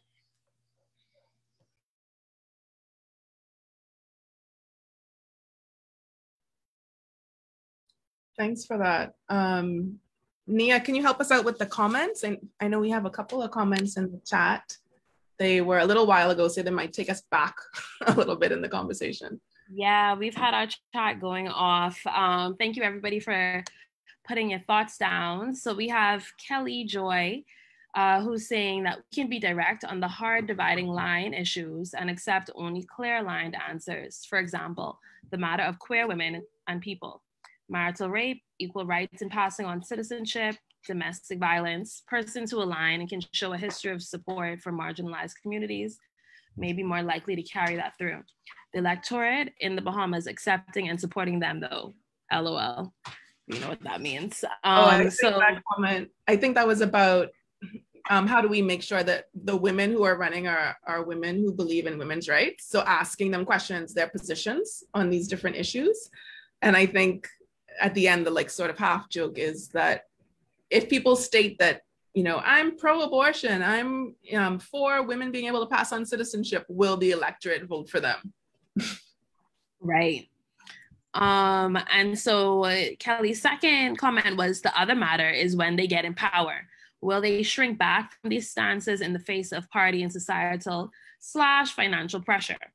I suppose you can't be guaranteed, but you can find the lines they fall on.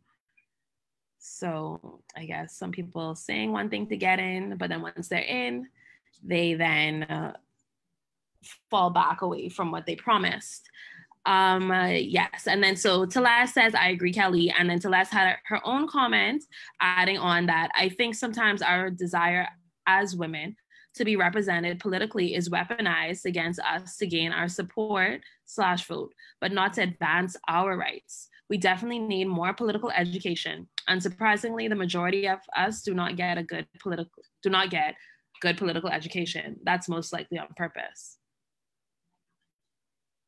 Yeah, thank you so much. I know we've kind of, these comments were given a little while ago, so hopefully it still flows and it's still very relevant to the conversation at hand. Yeah, thank you, Nia. Yeah, Telas's point is important as well, because we don't really have very great public education. And I'm not talking about public schools. I mean like widespread public education on governance and what that looks like, on politics. Civics in school is obviously lacking wherever it actually exists. So it's very difficult to get people engaged in the process when they don't understand it. So there's a foundation that still needs to be built, I think, is what we're getting at there. Were there any other comments? Did anyone else have any questions or comments? We're in the last 17 minutes, so don't let this chance pass you by to ask your questions. Sharie spoke about policymaking and legislation as being like an everyday job. And I know, Judith, you talked a little bit in your introduction about being a part of legislative reform. Can you tell us about what that experience was like, what it's like to try to make very necessary changes to the law to expand the rights of women and other vulnerable people?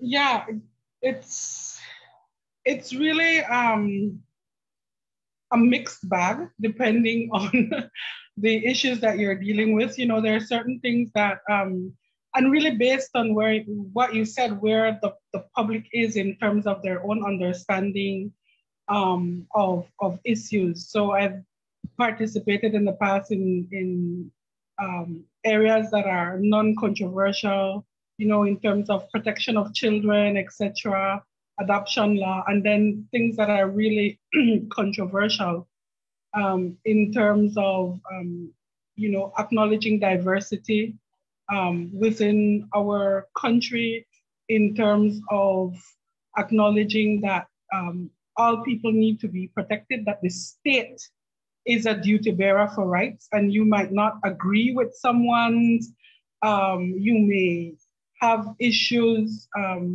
because of whatever, or some kind of prejudice against someone, but the state has a duty to protect.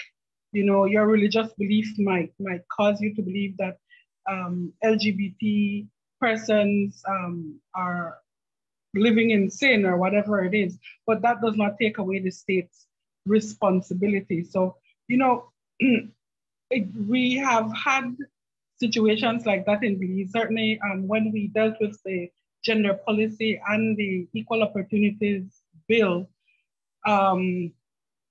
to deal with a lot of societal issues head on. And I think that consultation, public consultation, can be very useful in terms of not only ensuring that voices are heard on both sides, but also as a moment to educate people for both sides to understand the other, if you will. And that has been some of the experience that I've had in probably the past 8 or so years dealing with some of these issues. Belize, we went through a huge uproar when we were looking at the repeal of the section of our criminal code that deals with the buggery law, if you will. There's a whole uproar with that. But what has come out of that is, I think, more understanding. You know, people who genuinely wanted to be educated, were educated, genuinely wanted to be sensitized. So there the hardliners on both sides that will not budge. But I think that there has been a lot of, as a society, that we have grown and matured from that process. And I think when you put out these controversial issues, when you're developing policies, as I said, or passing legislation, and open them up to public consultation, that it's a chance it's a chance to grow. But you know, needing the politicians to understand that they are representative of, they are the state, they are a part of that mechanism, and what that means in terms of them being duty bearers, that you cannot bow to the collective or bow to the mob, but you have to ensure the rights of everyone. You know, so that's always from the perspective of a technician and an advocate that I have worked from. That's always very difficult, trying to shore up the political will when the kitchen gets hot, when things get hot. And so I think I've been willing to put myself out there because I'm a human rights advocate, and I truly, passionately believe in the dignity and worth of every single human being. And to put myself out there to defend the positions and understand that sometimes the politicians may not be willing to go out there, and it's real, you know, for them. It's they think about losing their seat. They think about, you know, all that the pressures that come, or the backlash that can come. But in terms of when it comes down to brass tacks, when it comes down to your vote in the Legislative Assembly, what are you going to do? You know, and how do you ensure that that political will stays and holds throughout the process? Sometimes is very difficult from the position of a technician and an advocate, no? But there are many spaces. I think a part of the education of the electorate also is about the many spaces that there are for people to input, you know, in terms of, you know, there's quite a lot of space in terms of podcasts and social media, etc. So I find it like an exciting possibility to be able to harness those frameworks so that people's voices can be heard. And of course, the flip side of that is, how do you balance to make sure that, again, like, you know, it's just not a few very loud voices drowning out everyone, but being able to provide, to use social media platforms and technology as tools to be able to have a deeper and more meaningful conversation as a nation, as a community, for you to be able to reach out to your elected officials too. So there's been a bit of a push in terms of, you know, politicians using those platforms as well, so that they are more accessible by their constituents. I think an interesting point that you raise is that representatives should not be acting in their individual capacity, but as the state, right? And the state as a duty bearer. The state is responsible for protecting and expanding people's human rights. And, you know, on the other side, Sharie is talking about consultations and engaging people in conversation so that they can talk about what these bills look like, what the outcomes would be. I think it's interesting to think about that level of engagement alongside the duty to protect human rights, and the tension that can exist between those two things, where it's almost like you're putting, well, not almost, in many cases it is, that you are putting a group of people's rights to a vote, right? Like you're looking for the majority to be in support of a vulnerable group of people having access to their human rights. It's a difficult tension. And I think it's related to the issue of gender, and that gender is often seen as an add-on. So in most of our, I think probably all of our countries, gender is sort of tucked into some ministry or department, and it's alongside a lot of things. Like Fleur, you'll have to tell us again what the name of your ministry, but it includes family, gender, people with disabilities. Like, all of these groups of people are supposed to be covered by this one ministry. And I don't know how big that ministry is. In the Bahamas, it's a department within the Ministry of Social Services, which is also supposed to be this catch-all. But how do we address this issue of gender just always being off on the side, or something that we just add on somewhere when we know that it needs to be mainstreamed? Is there work that's going on within these ministries to ensure that other ministries are being attentive to issues of gender in all of your countries?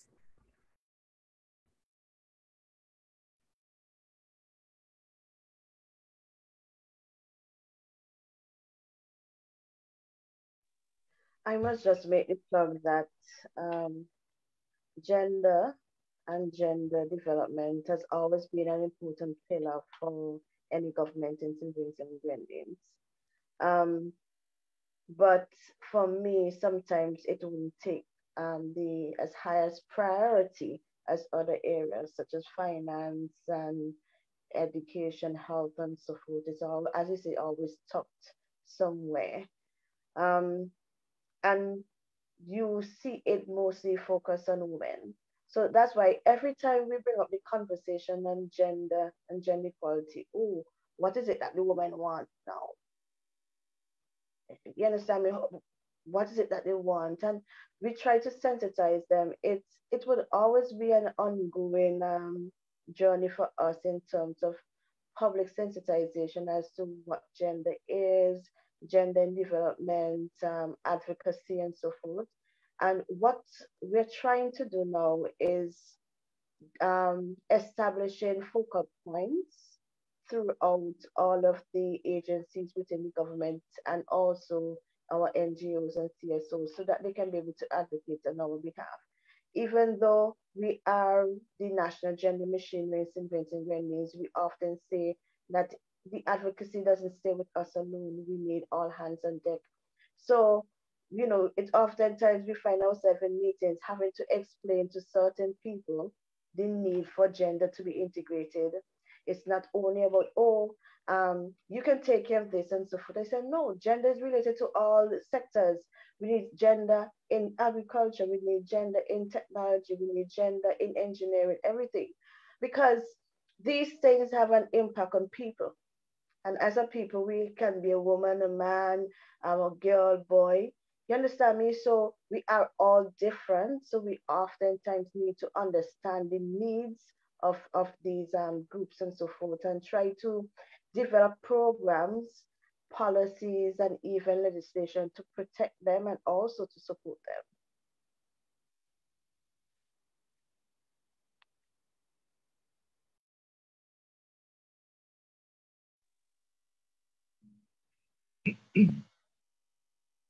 If I can just add a little bit of the Elysian experience, and just to we had this ongoing attempt to cultivate gender focal points in every ministry, no? For exactly the reason that LaFleur talked about, that gender, and we all know that gender is a cross-cutting issue, and you would want to look at everything from agriculture to transport to everything through a gender lens. And so to build the capacities within the ministries. But what we found out was that it's an ongoing battle, because they will tend to send non-technical people, you know, people that are more administrative, right? To be the focal point. And that kind of defeats the purpose, because what you want to do is basically to say, okay, so you have a technical background in agriculture, let us build capacity for you in terms of gender, so you can have that lens.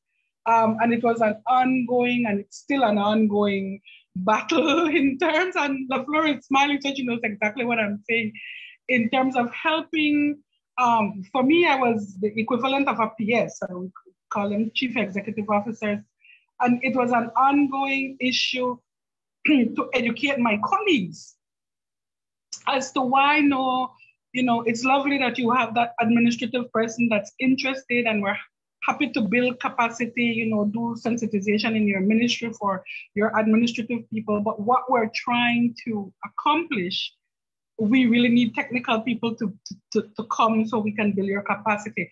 And then at the same time, then there, because of the dictates usually, fortunately or unfortunately, of international development partners or international financial institutions that say you have to have a steering committee for this grant or this loan that has someone with a gender background on it.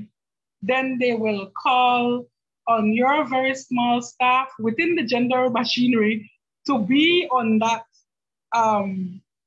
committee so that they can, kind of tick the gender box and trying to convince them, you know what we want to do? We want to build the capacity of your technical people so you don't really need us that much. You don't need us to sit on the committee because your technical people will have the capacity to be able to see the gender perspectives.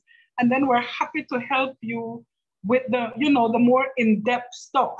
So we can continue to consult, but you won't need us as much because you will have the capacity in-house. And that's an ongoing discussion. And one that I think we just have to keep on keeping on so that people can understand the depths that really, you can't look at practically anything that has to do with human beings and the human condition within the societal context with it not having a gender dimension. Everything has a gender dimension.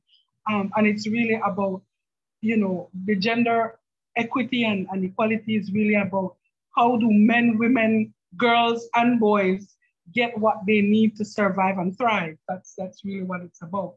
And how do you organize resources, systems, frameworks to ensure that there's a level playing field for that to happen, be it agriculture, transport, whatever, defense, whatever. So it's very much a work in progress.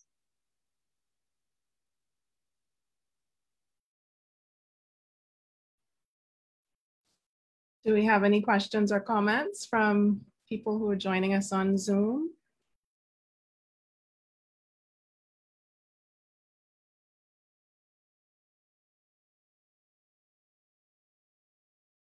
If not, we can wrap up and get any final comments from Judith, LaFleur, and Sharie.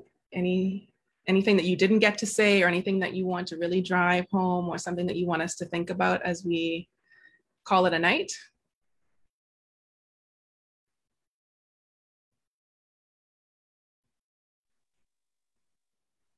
So you're going in reverse order? I don't even remember what order I said. Sharie, LaFleur, Judith? That way?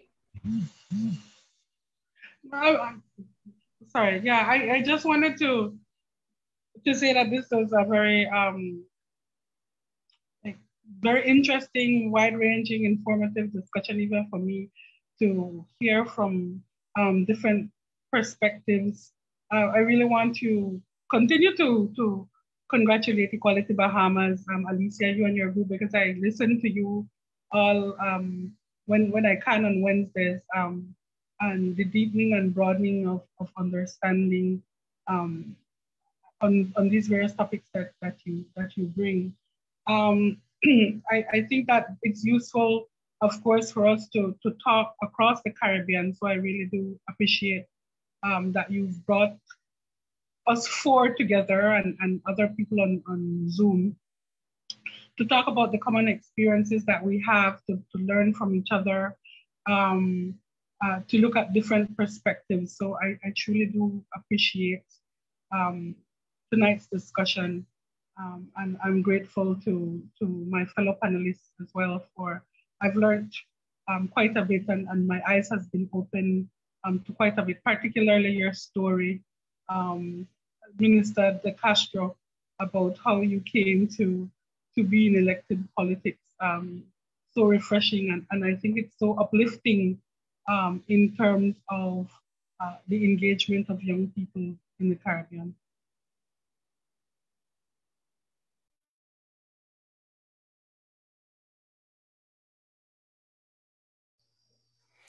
I just want to take this opportunity to just extend my heartfelt thank you to Alicia and Equality Bahamas. It is clear that you are, doing groundbreaking things. I believe that this forum and what has come from it is even uh, initiating it within myself, the need to see how we can have further conversations and how persons within our community can take that civic responsibility, and not just, most times when we speak of gender in the Virgin Islands, it comes from the government. And so if we can have community groups like yourselves who are championing the cause, and collectively bringing forward these dialogues, these conversations, these policies, and different things that you see, so that they can be represented on the legislative. And I believe that just being a part of this discussion has created for me an impetus where I hope to dialogue with individuals in the Virgin Islands who have that same mandate, to see how they can be more vocal and be more involved in the process. I want to congratulate the fellow panelists. Truly, you both have inspired me as Caribbean women, just truly understanding the different spheres, different industries, or different sectors in which you work in. And I just congratulate you for making your mark. Oftentimes people think that being on the political end is the most celebrated, in terms of, I guess, because you're constantly seen in the House, or you're an elected representative, that's the most difference that can be made. I completely disagree. I believe that purpose is subject to an individual and your space. And I believe if you can create that change and that impact in your space, I don't feel you should compare it or stack it up to anybody else. Just make your difference. And so I encourage you all to continue to do that. I'm enlightened and just inspired, having been a part of this conversation. And I look forward to seeing where each of you go as you continue to champion your causes. Thank you. Okay, I would like to join Judith and Sharie in congratulating Alyssa for the work you've been doing. I know Alyssa and Judith, we would have crossed paths 2 years ago, through the Equality and Justice Alliance, all in the path of gender equality and ensuring that the LGBT groups, they are not discriminated, and also looking out for the women and girls against violence. It's a pleasure to be here on this panel this evening tonight. And I know that Alyssa, we would have seen each other's stories and journey over the years. So it took me aback when I got the invitation from you. But I oftentimes use this as a platform for spreading my good vibes across the airwaves, across the internet, across the ocean, and so forth. Because we're supposed to be building each other. We're supposed to be fixing each other's crowns. You understand me? We are our own queens in our own kingdom, our queendoms. Yes, basically. And we here in St. Vincent, we are going through so much. I know most persons would be aware that we are facing a triple threat. We have the dengue fever since early last year, coupled with COVID-19, and now we have the explosive eruption of La Soufrière volcano. While the volcano is pretty much quiet, it's unpredictable, and so far we would have had over 25,900 persons being displaced. Most persons are in private shelters or private homes, and the other percentage they are in public shelters. It's really turbulent times for us in St. Vincent and Grenadines. We are hoping that nothing else comes, especially with the hurricane season to be announced in June. We are crossing fingers, because just last week we had some rain and there was flooding. We had three houses, three households being displaced because of the flood the flood water and the erosion and the mudslides and so forth. And with the ash falls, especially the mountains, should there be more torrential rains, it can cause even more damage in terms of mud flows and so forth. So I would just like to ask persons who are listening to us and watching us to continue to pray for us, continue to support us. We need everything. We need volunteers internally here in St. Vincent and Grenadines to assist with the provision of goods and services.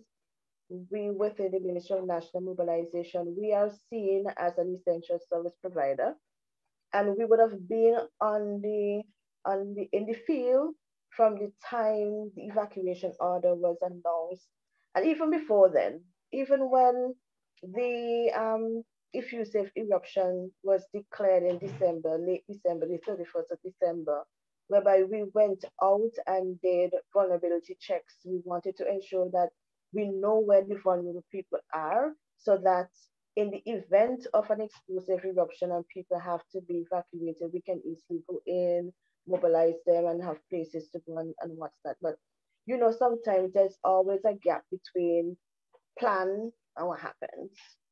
And it's a learning process for us, coupled with COVID-19 in the shelters and helping to protect persons and ensuring that our death rates stay low. That this is our reality, and we are in the belief that as a phoenix, we shall rise from the ashes and we shall be stronger more than ever.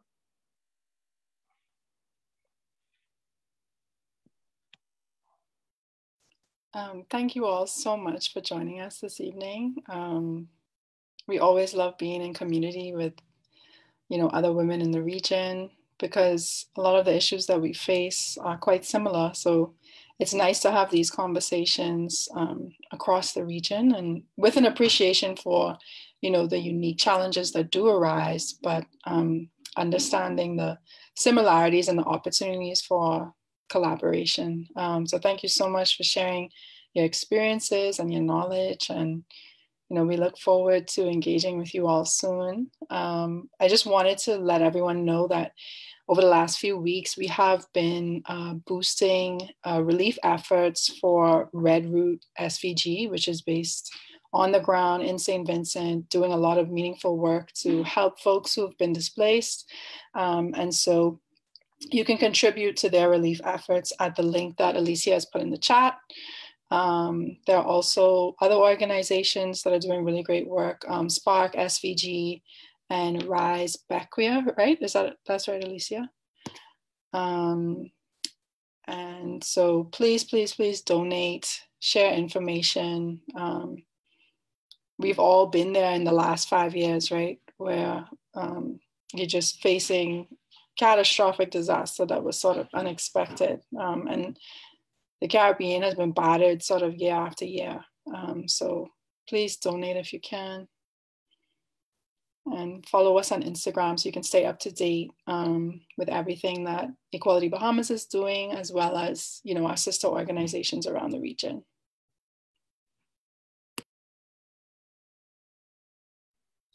Thank you, everybody, for joining us, especially Fleur, Sharie, and Judith. I really appreciate you joining us. And as I said earlier, since meeting you over the last few years, I've wanted to create a space for us to have conversation and learn from you and your experiences and your expertise. So this has been really great having all three of you at the same time.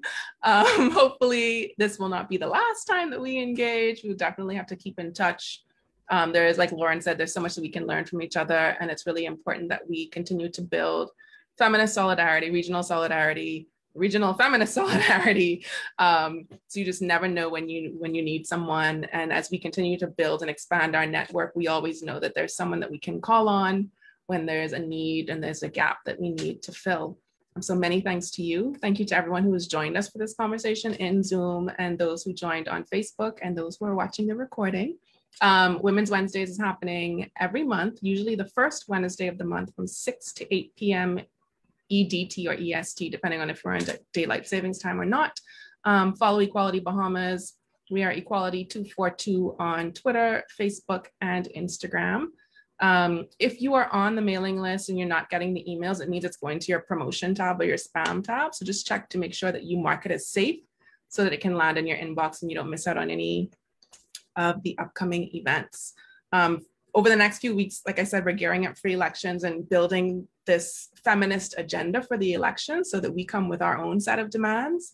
Look out for a survey that we'll be sharing for you to fill out to figure out how we want to prioritize issues. And then another event where we'll come together for a collaborative working session, similar to the one that we did in November to build the gender-based violence policy recommendations. So looking forward to seeing you all there in the coming weeks. I didn't introduce myself at the beginning because I never remembered to. I'm Alicia Wallace. And looking forward to seeing you again next month. Enjoy the rest of your night.